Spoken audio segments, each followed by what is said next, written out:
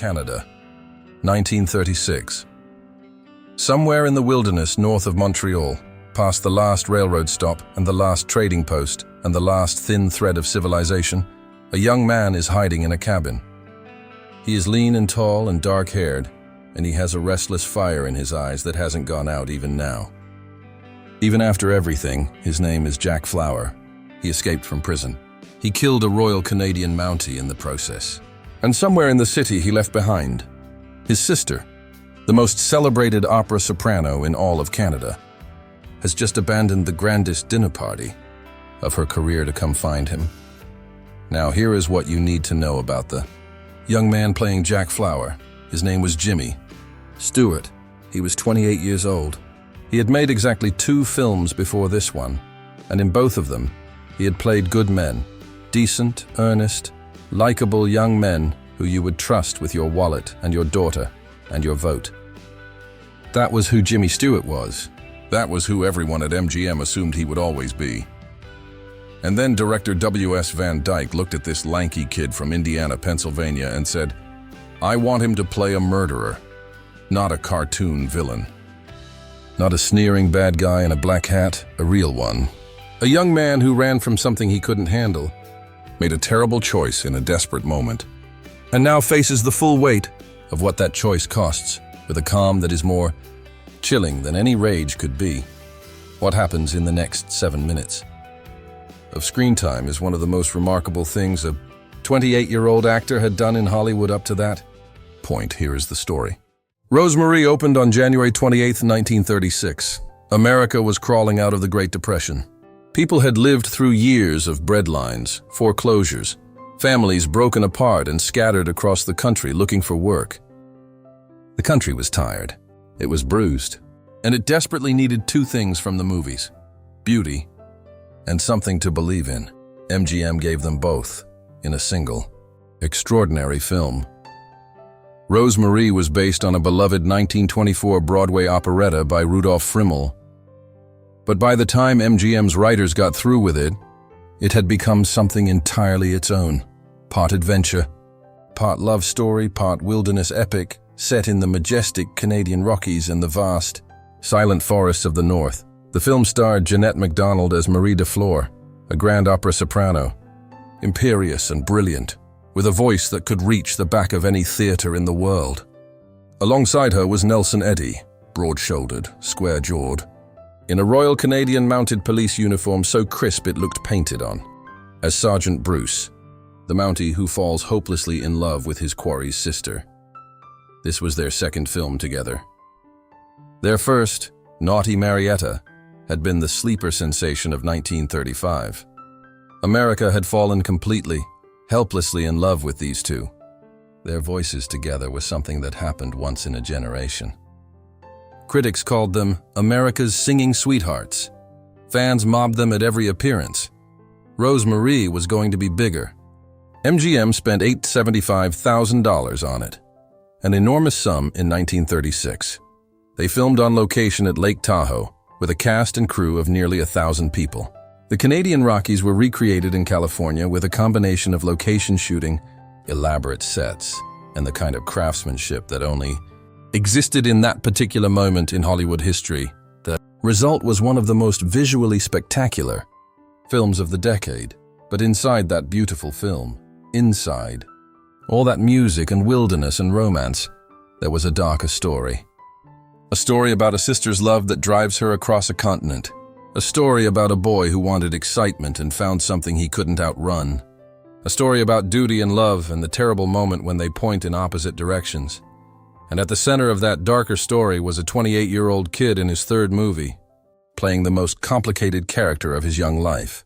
The film opens in Montreal, at the most glamorous opera house in Canada. Marie DeFleur is on stage, performing Romeo and Juliet. The Premier of Quebec is in the audience. After the curtain falls, she hosts a lavish dinner party, charming her important guests with cocktails and singing, and that particular kind of brilliance that only a woman who has spent her whole life being the most dazzling person in every room can deploy. And then a visitor arrives. His name is Boniface, a half-Indian guide, wiry and untrustworthy, sent by her brother. And what he tells her shatters the elegant evening completely. Jack escaped from prison. He was serving time for armed robbery, a foolish crime, a young man's crime, the kind of thing you do when you are restless and reckless and haven't yet learned that consequences come for everyone. But during the escape, something terrible happened. A Royal Canadian Mountie was killed. Now Jack is hiding somewhere in the wilderness north of Montreal, injured, hunted, and running out of time. Marie doesn't hesitate for a moment. She abandons the premier. She abandons her career. She grabs what money she can, tells no one the truth, and disappears into the wilderness with Boniface as her guide. She doesn't know. She can't know that at Mountie headquarters, a mission has just been assigned to Sergeant Bruce. His orders: find John Flower. Bring him in.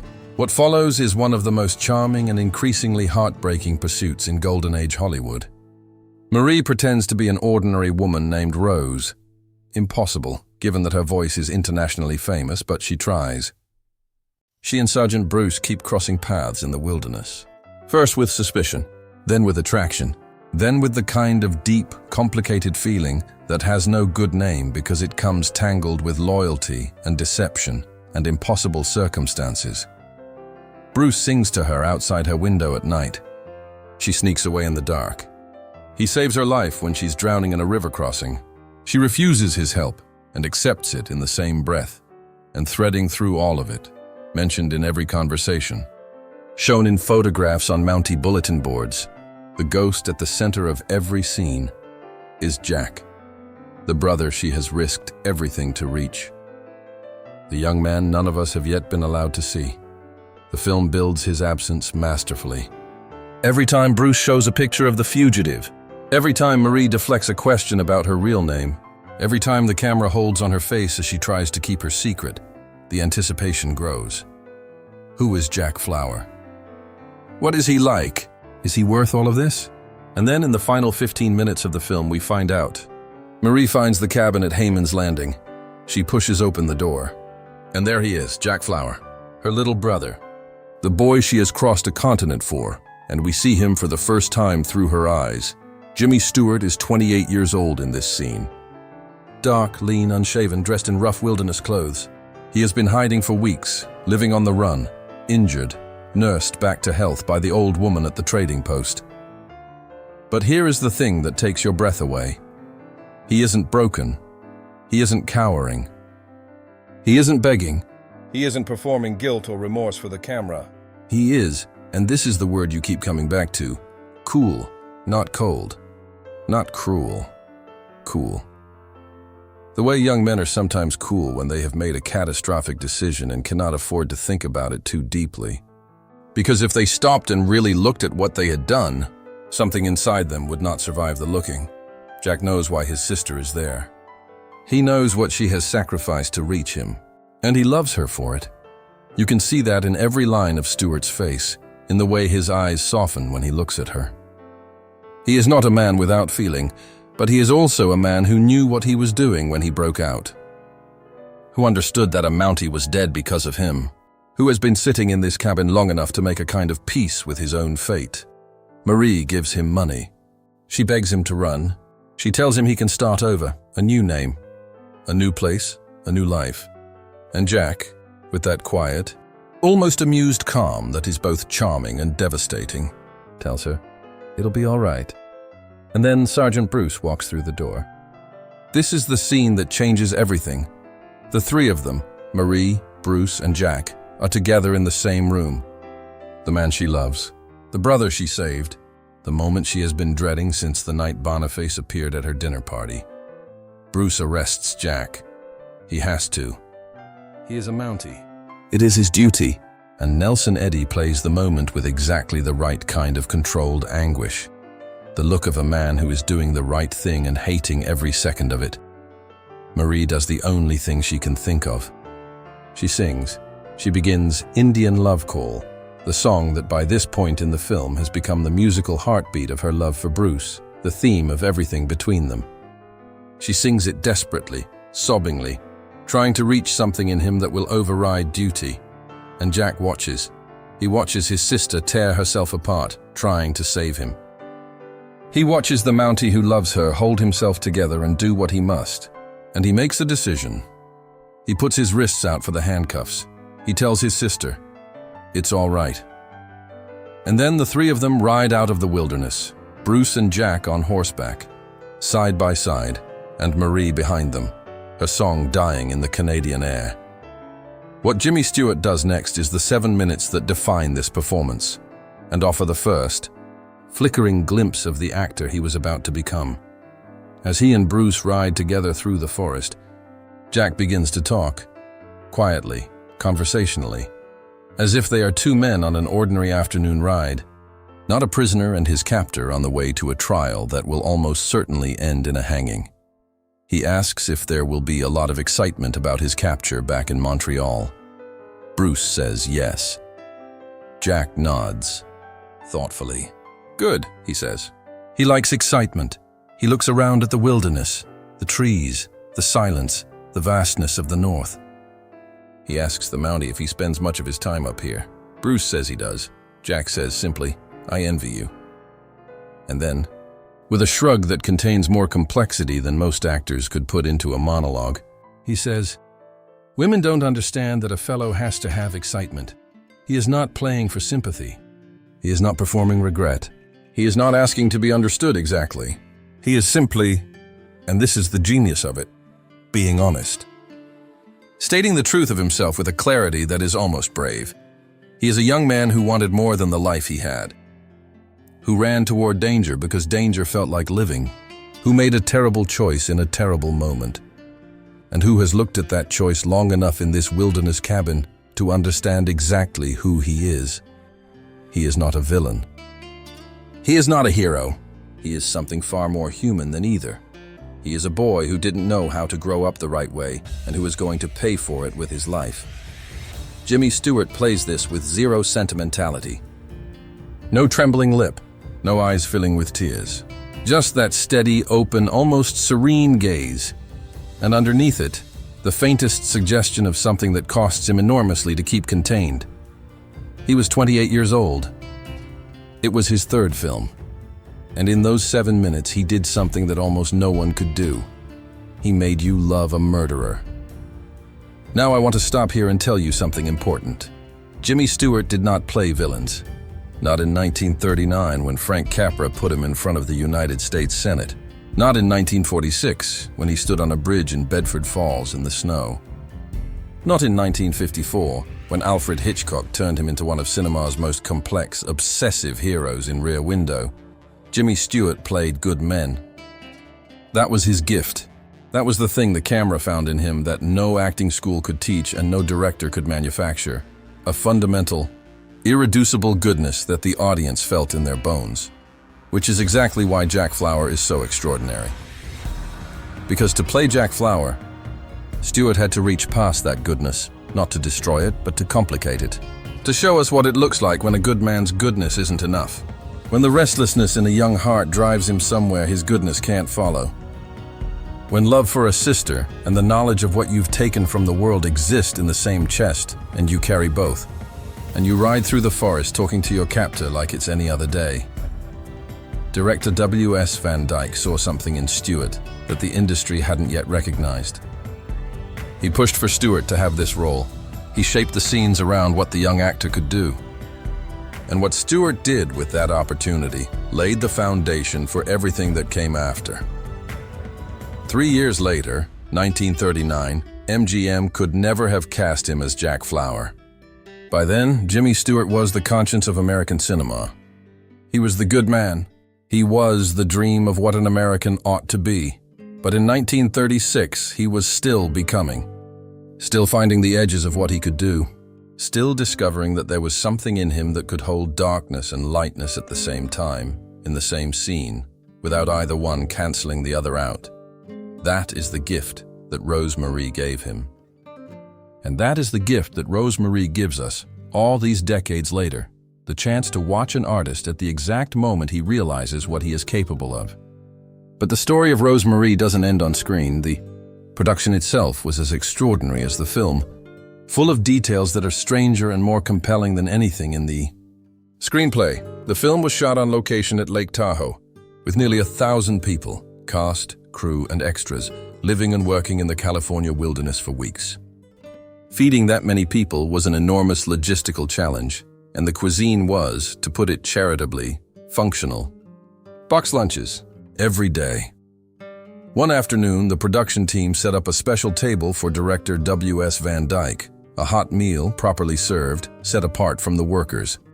Van Dyke sat down, looked around at his crew eating their box lunches, and asked if what he was being served was the same food.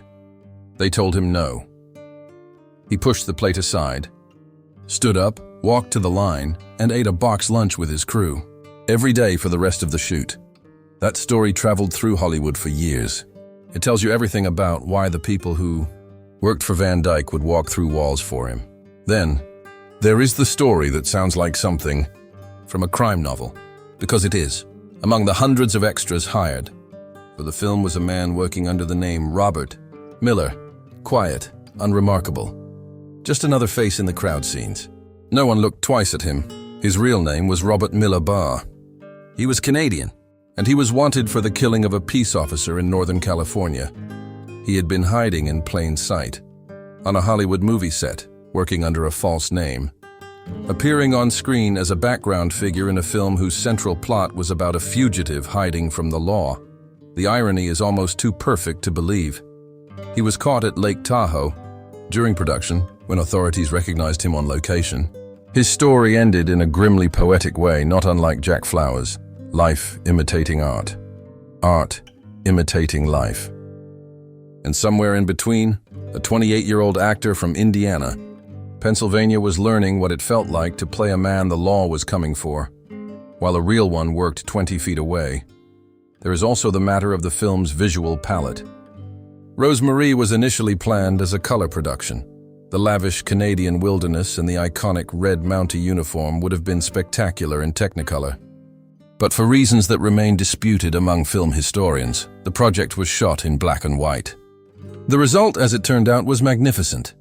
Cinematographer William H. Daniels, one of the great visual artists in Hollywood history, used the black and white to create images of the Canadian wilderness that have an almost mythological quality.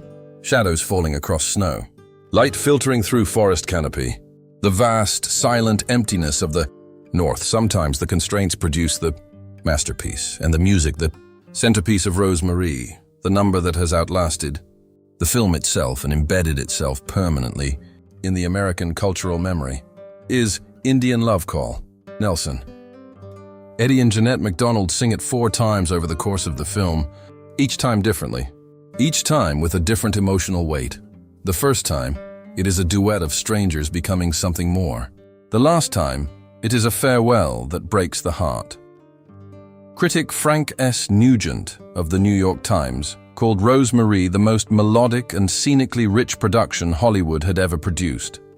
The public agreed.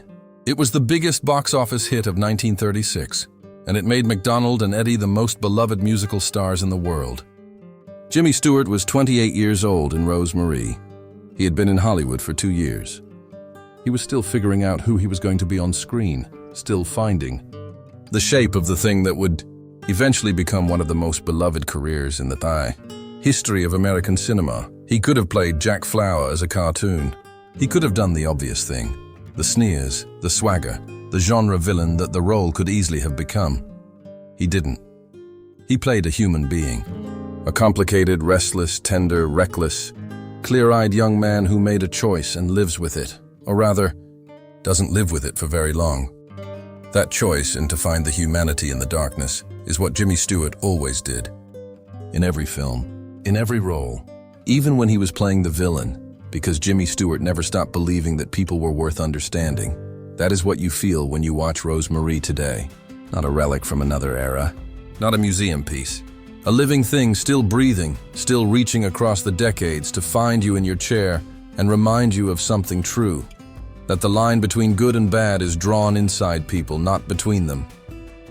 That a face you love can hold more than you expected. That a story can sing its way into your heart while quietly breaking it. And that in 1936, in a cabin in the wilderness, A 28-year-old kid from Indiana put his wrists out for the handcuffs, and in doing so, showed the whole world who he was going to be. Subscribe to this channel because we are just getting started with Jimmy Stewart. There are more films, more roles, more moments in his life and career that deserve to be looked at slowly, carefully, with the attention they were always owed. I've been watching, I've been reading, I've been living inside his story, and I'm going to keep bringing it to you piece by piece as long as there is something worth saying. And with Jimmy Stewart, there always is. Pull up a chair. Stay a while, we're just getting started.